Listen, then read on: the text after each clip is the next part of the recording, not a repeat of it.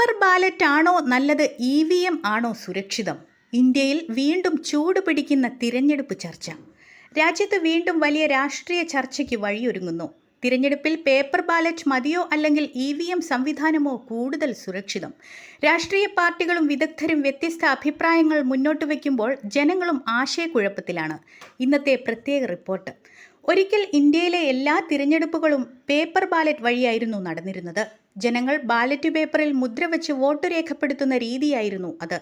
എന്നാൽ വോട്ടെണ്ണൽ മണിക്കൂറുകളോ ദിവസങ്ങളോ എടുത്തതും ബൂത്ത് പിടുത്തം പോലുള്ള ആരോപണങ്ങളും അന്ന് വലിയ വിവാദങ്ങളായി മാറിയിരുന്നു. ഇതിനുശേഷമാണ് ഇന്ത്യയിൽ ഇലക്ട്രോണിക് വോട്ടിംഗ് മെഷീൻ അഥവാ EVM സംവിധാനം കൊണ്ടുവന്നത്. വോട്ടെടുപ്പ് വേഗത്തിലും എളുപ്പത്തിലും നടത്താനായിരുന്നു പ്രധാന ലക്ഷ്യം. ഇപ്പോൾ ഏതാനും മണിക്കൂറുകൾക്കുള്ളിൽ തന്നെ തിരഞ്ഞെടുപ്പ് ഫലം പുറത്തുവരുന്ന സാഹചര്യമാണുള്ളത്. അതേസമയം ചില രാഷ്ട്രീയ പാർട്ടികളും പ്രവർത്തകരും EVM സംവിധാനത്തെ ചോദ്യം ചെയ്യാറുണ്ട്.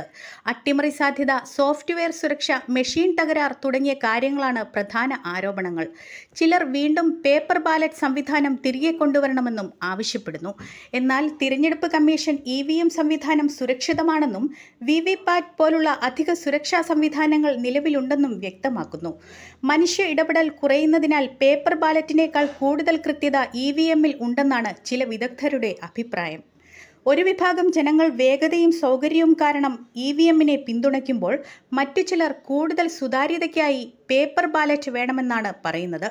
ഇന്ത്യയുടെ ഭാവി തിരഞ്ഞെടുപ്പുകളിൽ ഏത് സംവിധാനം കൂടുതൽ വിശ്വാസം നേടും എന്നതാണ് ഇനി ഉയരുന്ന പ്രധാന ചോദ്യം. നിങ്ങളുടെ അഭിപ്രായത്തിൽ ഏതാണ് മികച്ചത്? പേപ്പർ ബാലറ്റ് ആണോ, EVM ആണോ? കമൻറ്റ് ചെയ്ത് അഭിപ്രായം അറിയിക്കൂ. കൂടുതൽ വാർത്തകൾക്കായി ഞങ്ങളുടെ ചാനൽ സബ്സ്ക്രൈബ് ചെയ്യൂ.